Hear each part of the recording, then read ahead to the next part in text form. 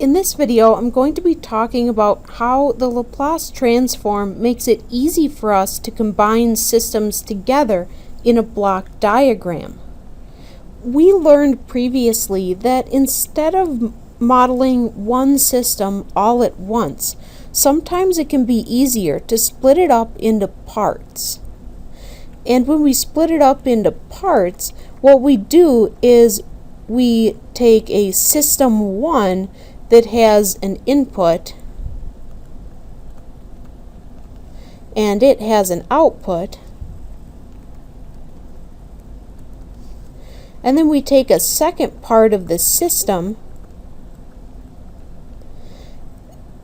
where the input to system 2 is the same as the output to system 1. So the output 1 is the same as input 2.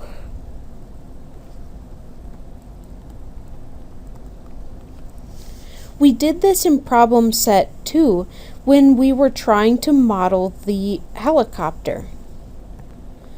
In that case, what we did is we made system 1 be the mass.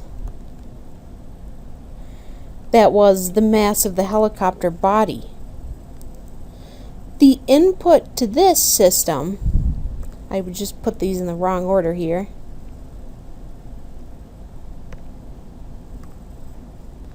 The input to the mass was lift force, and the output was vertical velocity. Then we did a second modeling operation which included both the motor and the blades.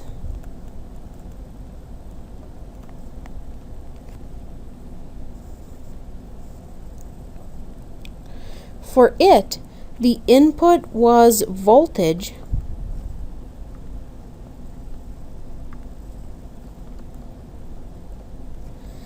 and the output that we got from this was the lift force.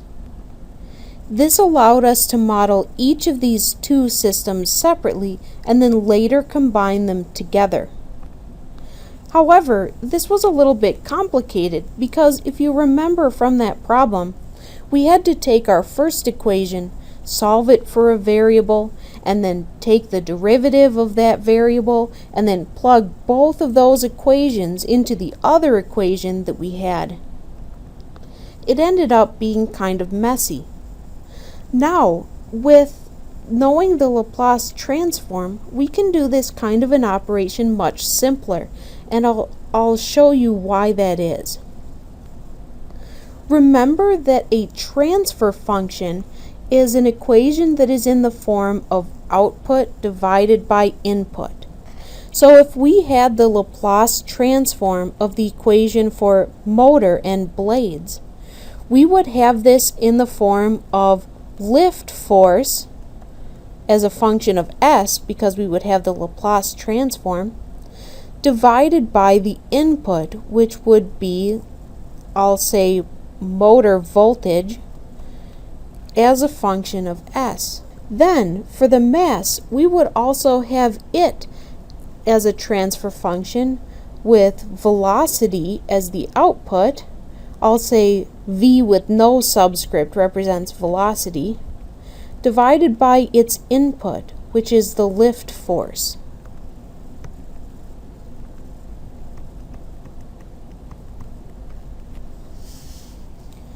Now, can you see what we would have to do here in order to get us one single system with the output being velocity and the input being voltage?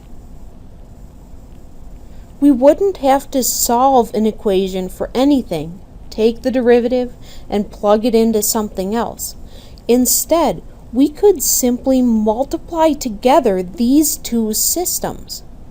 When we do that, the lift force will cancel out between the two, and we'll be left with a single transfer function with velocity, the output, in the numerator, and the voltage in the denominator.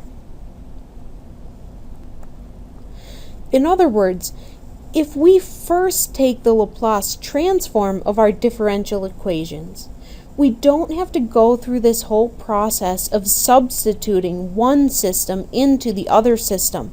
We just have to put the equation into the format of a transfer function, and then we can simply multiply the equations together in order to find one single system that includes each of the different parts. In the labs that we do in this section of class, we're going to practice doing this, taking one system, splitting it up into individual parts, finding the transfer functions for each of the individual parts, and then finally finding the transfer function for the complete system by simply multiplying together the individual transfer functions.